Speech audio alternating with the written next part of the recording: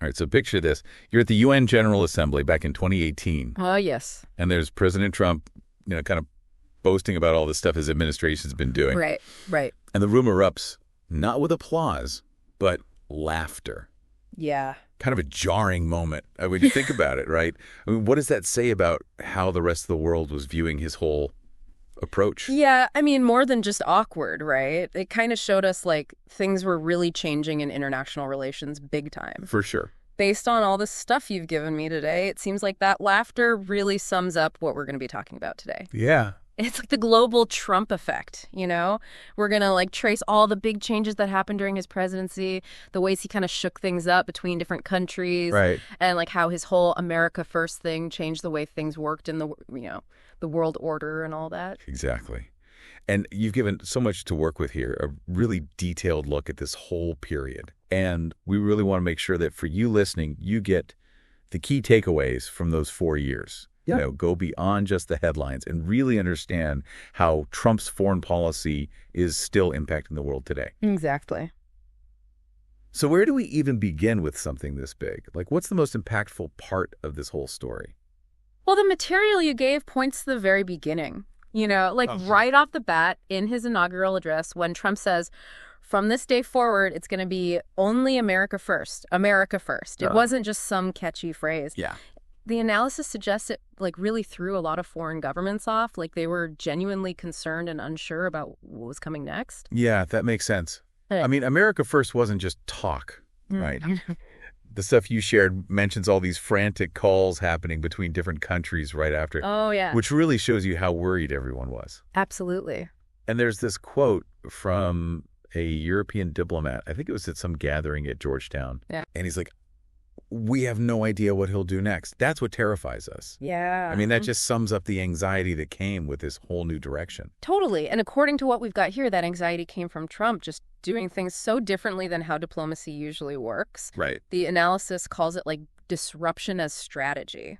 Interesting. He liked to talk directly with leaders, rely a lot on his gut feeling, Yeah. And he really put a lot of weight on his personal relationships with other world leaders, sometimes even skipping the usual diplomatic channels. Which definitely led to some pretty unpredictable situations, right? Yeah, for sure. I mean, just look at his relationship with President Xi. Right. The stuff we have here talks about this pattern of like at first being all buddy-buddy, great relationship, this and that. Yeah. And then, boom, all of a sudden he slaps on these huge tariffs. Exactly. It kept everyone guessing, that's for sure. But was it all about, shaking things up? That's a good question. Because the material also mentions leaders who seem to be okay with Trump's policies or even, benefited from them in some way. Oh, yeah, definitely. It's like this global Trump fan club, as the article called it. Haha.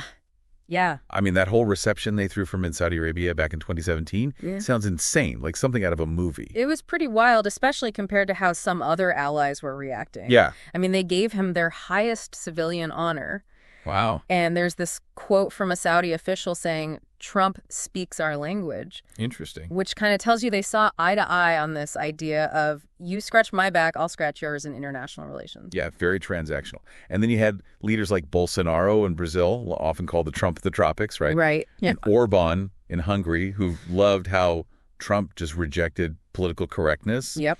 And Modi in India, remember that whole Namaste Trump thing? Oh, yeah. How could I forget? It was huge. Yeah, so clearly his style resonated with a certain group of world leaders. Definitely. Yeah.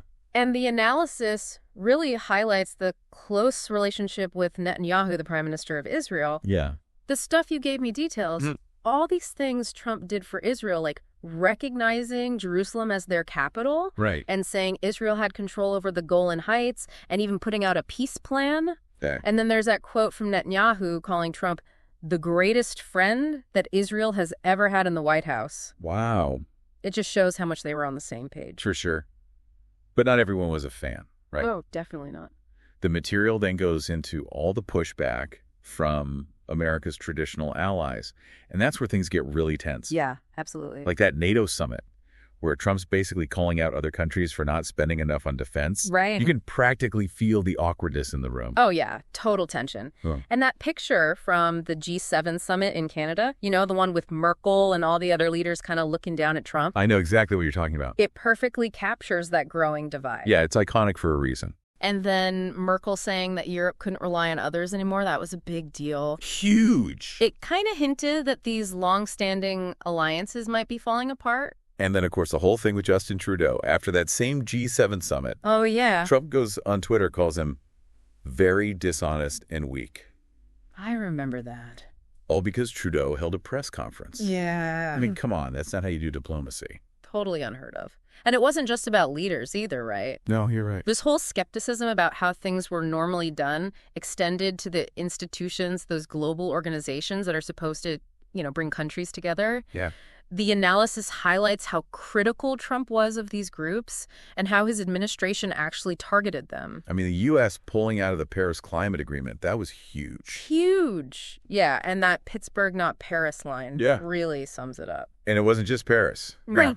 Not even close. He was constantly going after the World Trade Organization, the UN, even the World Health Organization. And that speech he gave at the UN in 2019, where he talked about globalists versus patriots, I remember that one. really showed how little faith he had in global cooperation. Yeah, he was drawing a line in the sand. Yeah, exactly. Yeah. Now, the stuff you gave us also talks about his relationship with China Right. and how that was constantly changing and full of contradictions. Oh, yeah, it was definitely a roller coaster. Seriously. I mean, Yeah. that whole story about him eating chocolate cake at Mar-a-Lago while announcing the airstrikes in Syria, Uh-huh, yeah.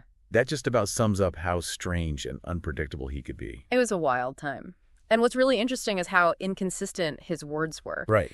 The analysis points out how he'd go from saying he had a fantastic relationship with Xi Jinping one minute Yeah. and then accusing China of ripping off the U.S. the next. It made it so hard to figure out what his strategy even was. Exactly. You never knew what to expect. And that back and forth played out in real ways, like with the trade war between the U.S. and China, Right. which really hurt American farmers and Mhm. manufacturers. Definitely. And then there was the whole thing with Huawei, Yeah. all those questions about technology and national security and global trade. It was complicated. Very. And Trump kept saying he was tougher on China than me. Like it was some kind of competition. Yeah, almost like a badge of honor for him. It definitely became a defining issue of his presidency. Mm. Now, another area where things were constantly shifting was North Korea.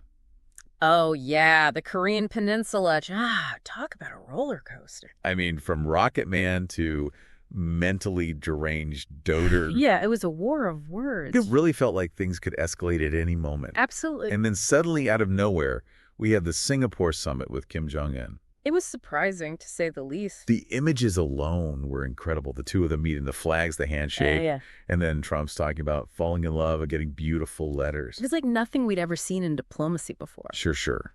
And even though those summits did kind of cool things down for a bit and North Korea stopped testing nukes and missiles for a while, the whole point of getting them to give up their nukes completely, well, that never happened. He clearly thought those agreements were a really big deal. Definitely. But of course, it wasn't all smooth sailing, right? Of course not. Moving the U.S. Embassy to Jerusalem. Yeah, That was a huge deal. it was a campaign promise. Right. And Israel loved it. They did. But it really upset the Palestinians and a lot of world leaders. Yeah. It added fuel to the fire in an already tense region. For sure. And then there was the raid that killed the ISIS leader al-Baghdadi. Oh, yeah. The analysis talks about how Trump went into a lot of detail about it publicly. He did, didn't he? I mean, it was a big military victory, no doubt. It was. But the way he talked about it wasn't exactly how presidents usually do things. Yeah, it was definitely out of the ordinary. Okay, so lastly, we got to talk about the pandemic. Right. COVID-19. The material really shows how that America First mindset played out during that whole crisis. Yeah, it definitely came into play. At first, he downplayed the whole thing. Right. And then all of a sudden, he starts calling it the Chinese virus. Yeah, that was a big shift. And then the travel ban on China. Right. People criticized it at first, but then later on, some people said it was the right move early on. It's interesting how perspectives change over time. But then there were those accusations that the U.S. was hoarding medical supplies and not letting other countries buy them. Yeah, that didn't look good. Not a great look when the whole world's trying to deal with the pandemic. Not at all. And then pulling out of the World Health Organization right in the middle of it all. Yeah, what was that about?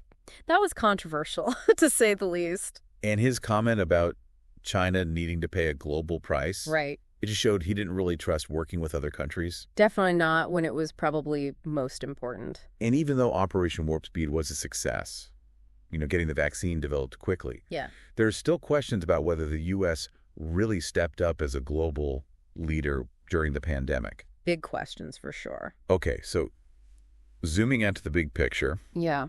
the stuff you gave me says that Trump's presidency basically changed the world. A transformed world, it says. And even with a new president now, Right. it's not clear if things can go back to how they were before. It's hard to say. I mean, the number of agreements and organizations that the U.S. either left or threatened to leave is mind-blowing. It's a long list. The Iran nuclear deal, the Paris Climate Agreement, the Trans-Pacific Partnership, UNESCO, the UN Human Rights Council, the Open Skies Treaty. Wow. It's a whole reshaping of how America interacts with the world. Completely. And the analysis really points to this core change. Yeah. This idea that for decades there was this agreement across parties in the U.S. about America's role in the world. Yeah. And Trump basically questioned all that. And that quote from the European diplomat. Oh, yeah. I love that one. He says, even if we go back to normal, we know now that America could choose someone who sees the world totally differently. We can never unknow that. It's powerful. It makes you wonder if other countries can ever fully trust the U.S. again. Yeah. That's the big question. So let's try to wrap our heads around all of this. Uh. The material you shared calls it the Trump method. Okay.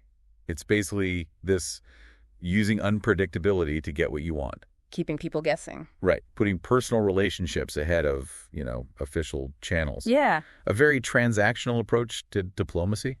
It's all about the deal. Using Twitter and stuff to put pressure on people. Right. Public pressure. And above all, America first. Always. America first. Putting America's interests first, even if it means stepping on other countries' toes. Interesting.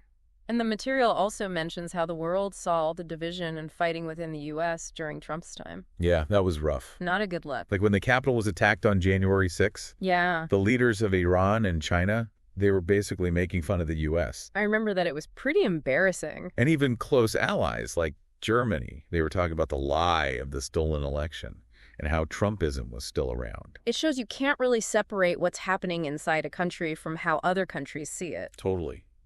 So why is all of this important? Well, the analysis says that Trump's presidency basically turned the world upside down. It did, didn't it? It made everyone rethink what they thought they knew about America's place in the world, Right. whether international agreements really mean anything. Yeah. And that whole tension between countries wanting to do their own thing and working together to solve global problems. Yeah, it's a tough balance. It is. And this whole period forces us to really look at what we thought we knew about American power and whether other countries can still count on the U.S. So for you listening who gave us all this material to think about, Yeah. the big takeaway is that Trump's presidency wasn't just about changing some policies. Right. It was about a whole new way of thinking about America's role in the world Yeah. A fundamental shift. and how the rest of the world sees America too. Absolutely. It's like he shook up the whole system. He did. And now things are a lot less predictable in international relations. For sure. So thinking about all this Yeah. and all the different parts of the Trump method we talked about, Huh. how do you think future global challenges like climate change or pandemics or competition between big countries, how do you think those will be dealt with differently now because of what happened during this time? That's a really good question. Something to think about. It is. I encourage you to go back and look at the stuff you gave us again. Yeah. Now that we've had this conversation, With a fresh perspective. it's clear that the global Trump effect is going to be shaping things for a long time to come. Absolutely. So thanks for giving us so much to think about. My pleasure.